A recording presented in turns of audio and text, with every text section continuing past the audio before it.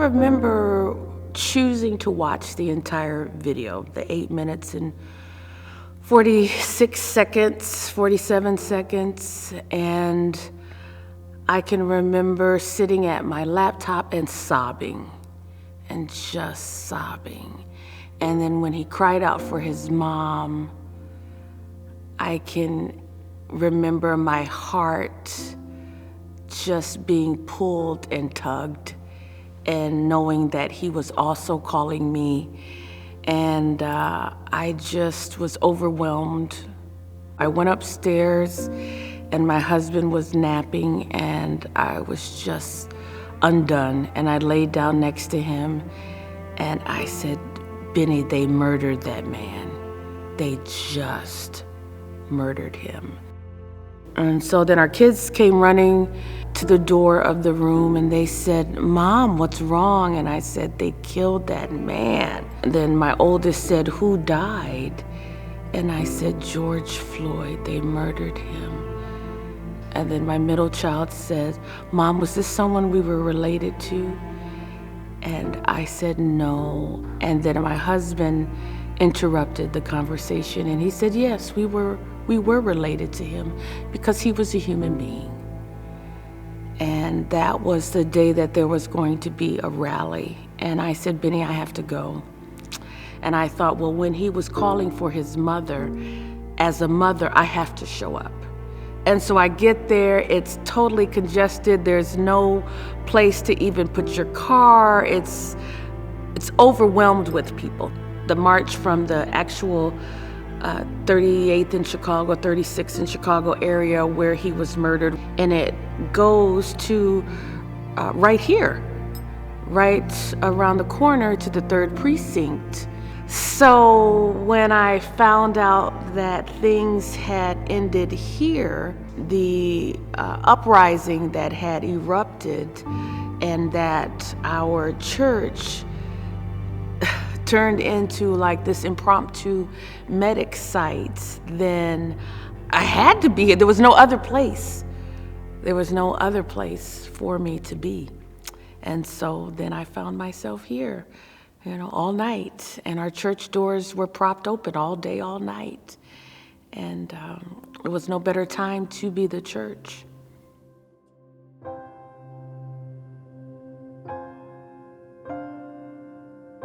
When I first got the call, I turned on the news and saw what was unfolding around Holy Trinity. My husband asked me one question, which was, do you think that this is a good idea? I think I responded saying something like, I don't know if this is a good idea, but this is the call of the church at this moment in time. In the front yard, there were people being triaged, medics and people bleeding and a lot of people with tear gas. It was pretty heavy tear gas by the time I got down to the church at that point. I would guess there was probably at that point maybe 20 medics out there and certainly 50 to 75 people that were seeking medical attention, as well as just hundreds of people then kind of moving around through the neighborhood. I called both of my daughters and said, come over here, I know I'm gonna need some help. My older daughter called Ingrid and said, is it possible to open up the church? The medic station that had previously been housed in an adjacent building was no longer safe because of encroaching fires. And the caller asked if the church would consider taking on that responsibility. It was a big ask in those early days because we were taking our commitment to slow the spread of COVID-19 really seriously. And so in a matter of, 20 or 30 minutes, we went from doors sealed shut to doors flung open and started serving as a medic station for the neighborhood. What is that going to mean? Is that going to bring the conflict into the church? Would I be putting us in jeopardy, the building in jeopardy? There's no choice about it. This is what we have to do. And it's the expectation the neighborhood would have on Holy Trinity in the way we've been in this neighborhood for decades. What was happening on TV was happening really just down the road.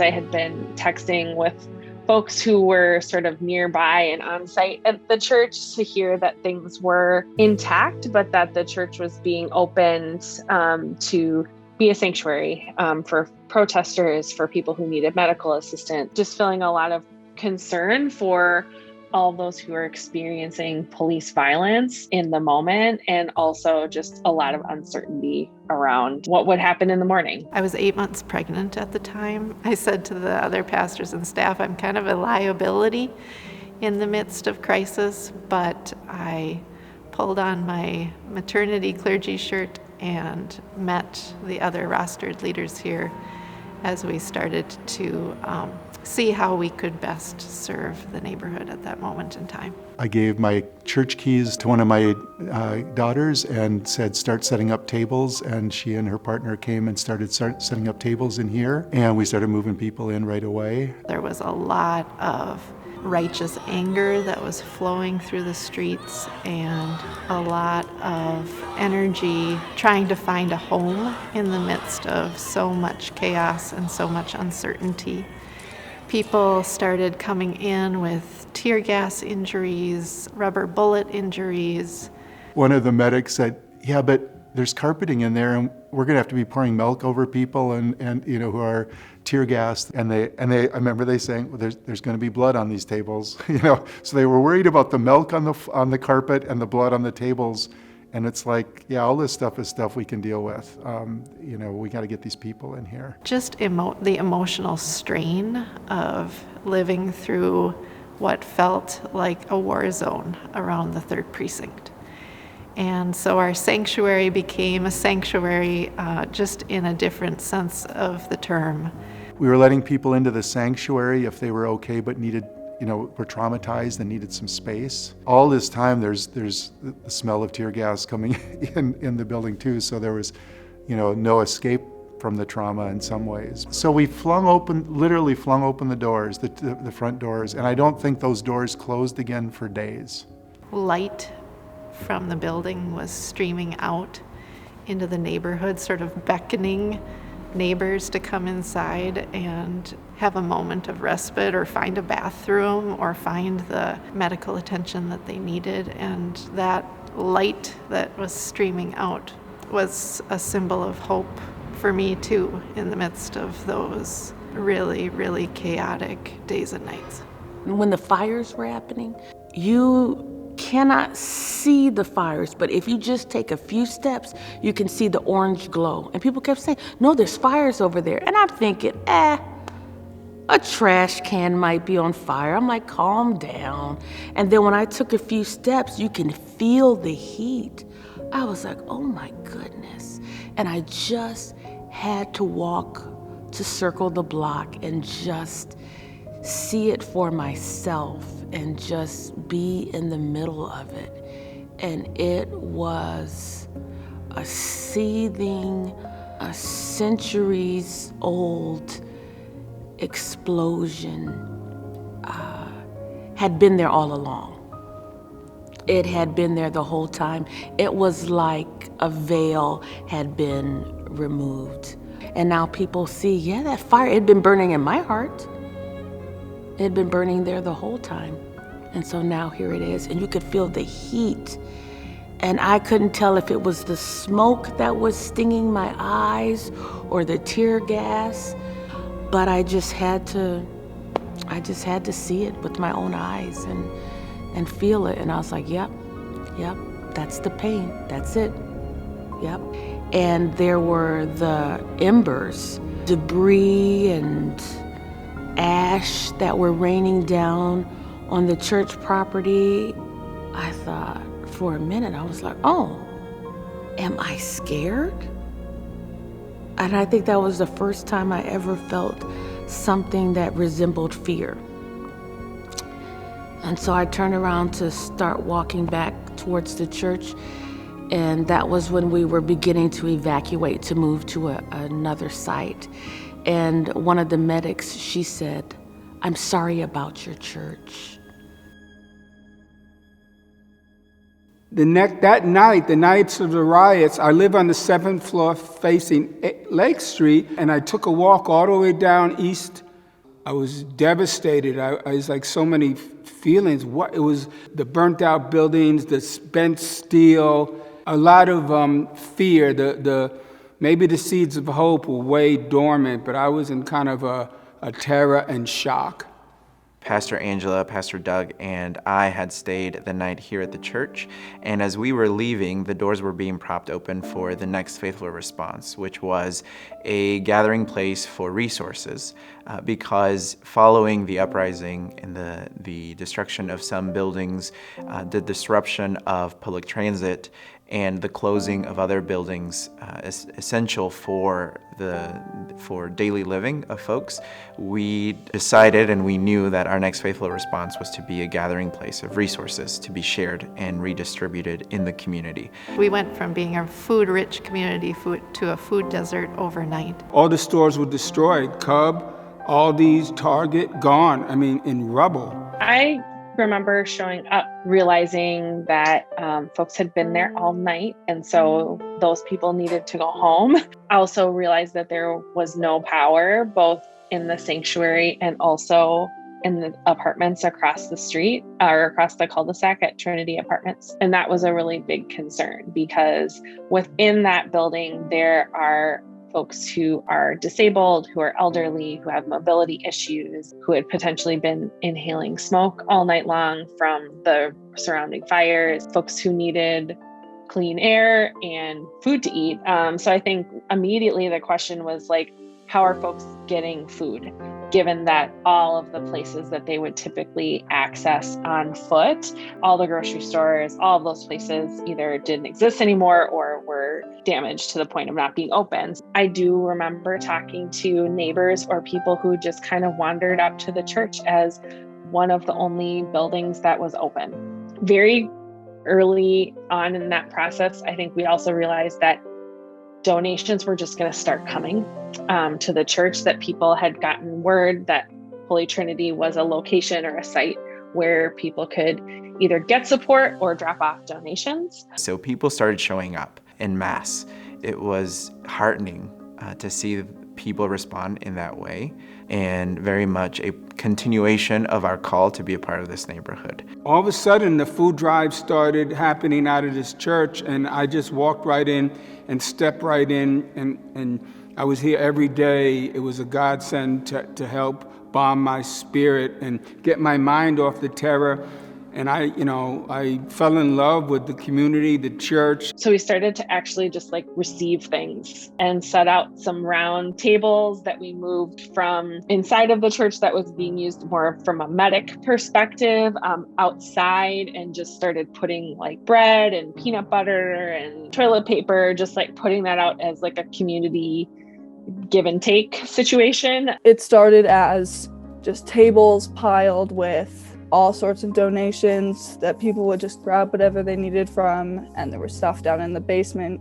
And it went on like that for a while, and then we started to like change how it was working just to make everything more orderly and make sure that everyone had what they needed. There would be people lining up at 6 in the morning, and we would give away 300 to 500 bundles of food a day, 5 days a week. And with Jennifer Starr Dodd and Pastor David and Pastor Doug keeping track of what people need, it kind of shifted.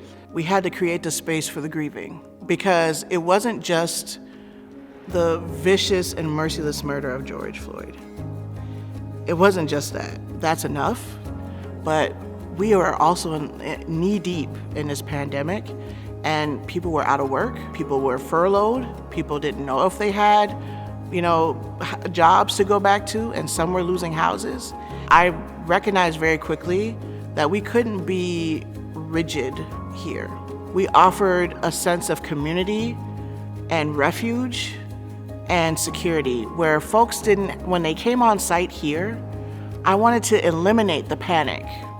The church took on a new role. We moved from medic station to food and basic necessity distributor, and thousands of cars poured into this area of the city, bringing food and basic supplies to share with this neighborhood and the surrounding communities.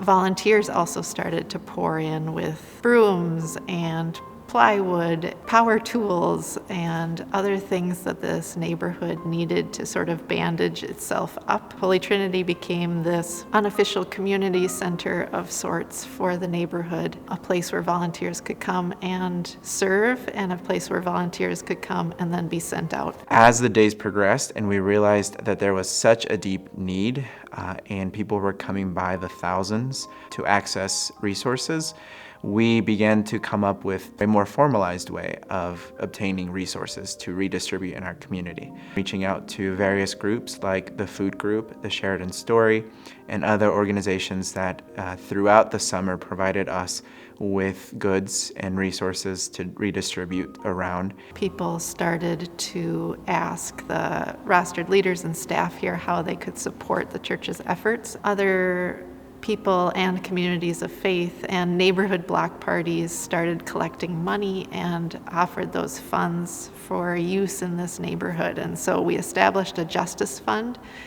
in order to respond to some of the most critical needs that were arising in this neighborhood. In the early days, the Justice Fund allowed us to tend to wounded demonstrators. It allowed us to provide food and basic necessities for this neighborhood and the surrounding communities, and it also allowed us to support near neighbors who had lost a great deal in the fires that engulfed this neighborhood. One of the volunteers went out and spoke to, I said, just go down the street and see if there's business owners out there and, in their businesses or in front of their businesses and see what their needs are. And during that time, the volunteer ran into a family that was in one of the buildings that no longer was there anymore. It burned down. They spoke limited English, but they passed on a phone number, and so we ended up connecting with them. And through Holy Trinity's Justice Fund, we were able to support them through some housing immediately, as well as legal assistance, because all of their paperwork that they had and all their belongings that they had in their house was no longer there, and that helped. That what they had was their documentation and different legal paper. And so being able to work with a lawyer, a neighborhood lawyer, to support them through what their needs were, they were able to, the Justice Fund supported those attorneys to be able to get them U visas, so they can continue to now hopefully be on that pathway to citizenship. Justice seeking is multi-layered, and one of the good things about Holy Trinity is that we recognize that there is not just one way to address the many issues that happen in regards to seeking justice. We knew that in the following days of the unrest that public transit was impacted and people could not get to their work, and that meant that their income was affected, which impacts so many things. And so one of our responses was, of course, to redistribute resources like food, like diapers, like paper towels into the community, but also to help people make ends meet for their rent payments, for example. So part of our justice funds went to help those whose lives had been upended by the disruption to the public transit system, helping them repurchase things that had been lost to the damage to the fires, and also to access the services of lawyers who were able to help them navigate the very confusing immigration system. In the early days, 200 or 300 people were coming for food and basic necessities, but then the next day that number would double, and then the next day that number would double. So we really needed to scale up our operations really quickly. We have not ever served as a food pantry or basic necessity resource center. 1,200 people come through, 1,500 people come through, a lot of people that would come through in one day. So we needed to have this, a core group of people that we could count on to be there, and we were able to pay them a living wage. And we couldn't have done that without this George Floyd Memorial Fund. We were able to be generous and abundant. The core sort of ideal was abundance, and just we have enough for everyone and everyone will get what they need. So we just kind of kept that going. From diapers to wipes to cooking oil to, canned goods to, laundry soap, you name it, like everything that you could think of. It was like a store here, sprawled out across Holy Trinity's grounds, and there was thousands of people. Ooh, I just got chills. There will be more than enough. That's just our mantra. That's what we just kept telling people. There will be more than enough for you. God's grace is more than abundant. God will supply all of your needs according to God's riches and glory. And God's people showed up and showed out. And because of your generosity, we were able to be generous and abundant with God's people. So whatever we had, as long as there was somebody that needed and we had it, we gave it. And we had the environment for that. And it was a process. We had to revamp it. It was just like, that was my response. Go to Holy Trinity. We'll find something for you to do. And it was just so amazing to see so many people of all different walks of life just coming together to support, what was going on in our community. With every shift of volunteers that would come on, I would just say, hey, remember, this is why we're here. Remember the privilege that we have of being able to hop in our vehicles from Woodbury, from Apple Valley, and from Northside and wherever, Champlin, and pulling up and being able to serve and to give. Pretty quickly, it just became like a huge community.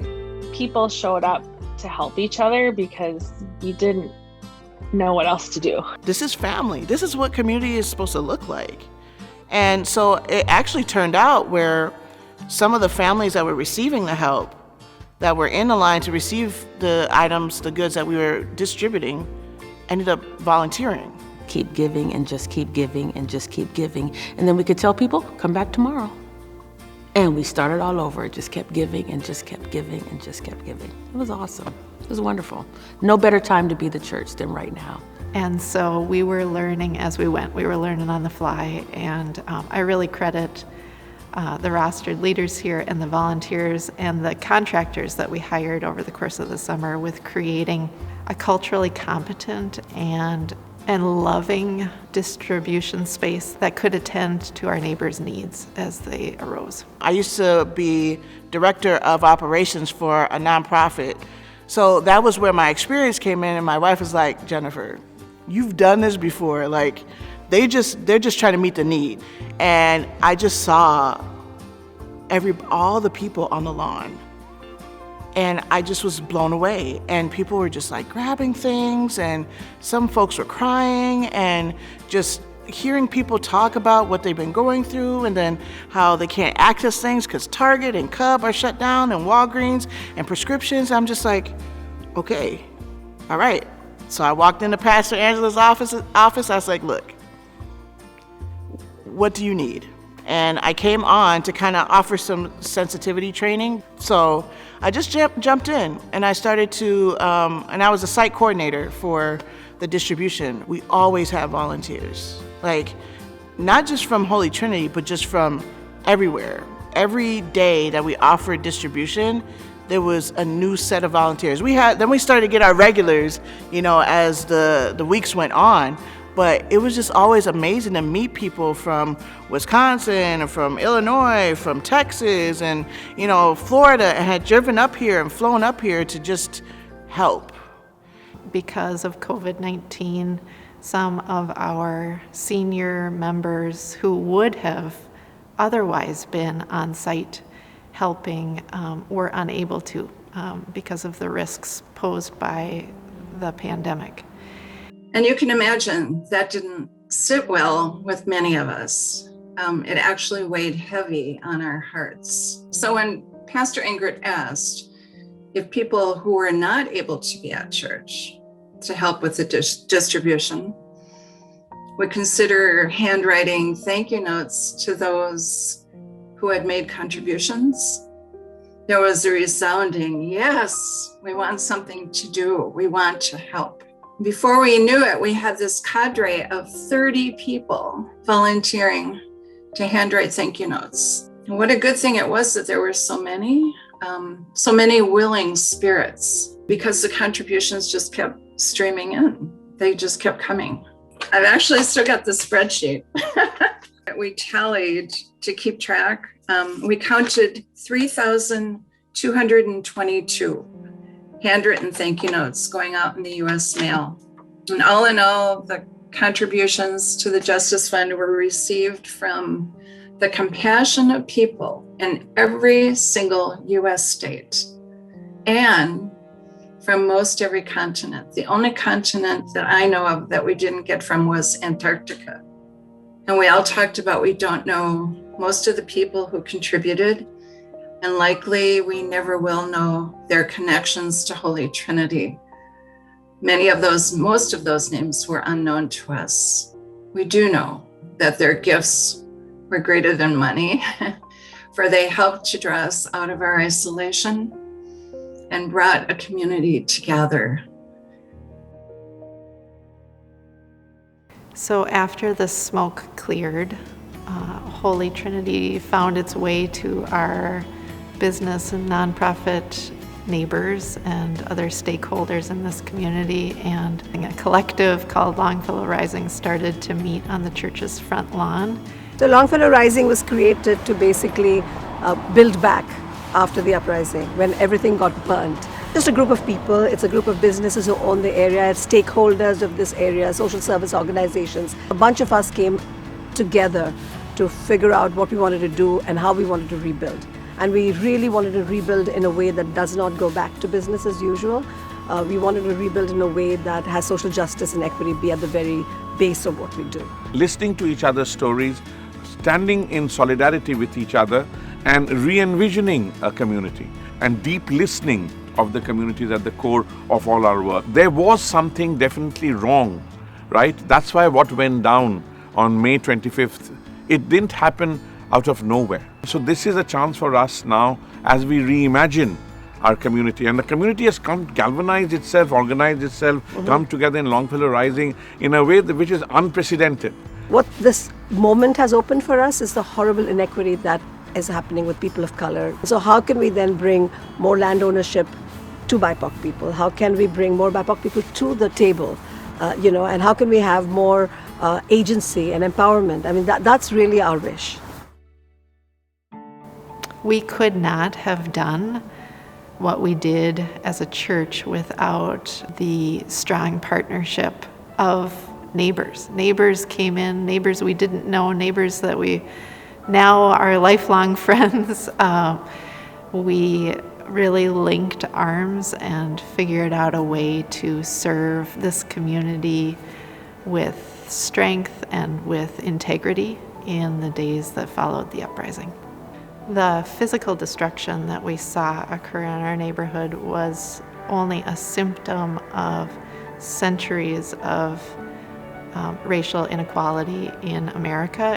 While this neighborhood certainly mourns what was lost in terms of buildings and livelihoods and community meeting spaces, we believe that this is a moment where we can come together and say with clarity and with certainty that Black lives matter, and whatever is built in this area needs to reflect the righteous anger that we saw flood our streets. Moving forward, we say that we're going to listen to the community, that we're in it for the long haul. We know that it's going to take years to rebuild.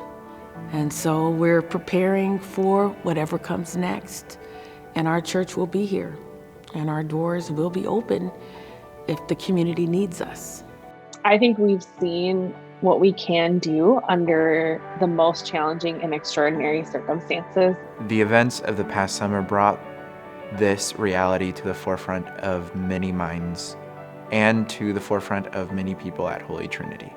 It's not something we simply learn about in book studies. It's not something that we can simply talk about and try to address in our head, but it's something that we felt.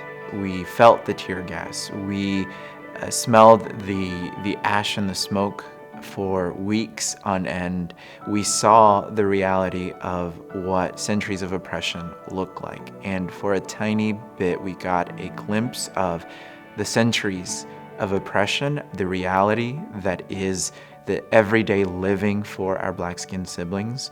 And I think there is hope in that realization for my white-skinned siblings who can now see that this really truly impacts all of us.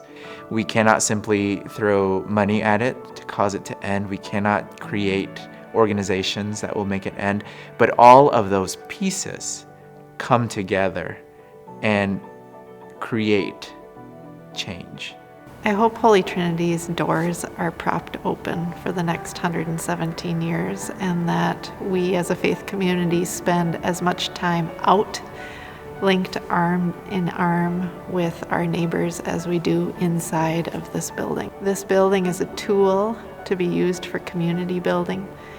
What changed us this past summer is that we saw the love of Christ, the love of God, the Spirit's movement really taking root outside of this space, and that's the work that I want to participate in the years to come.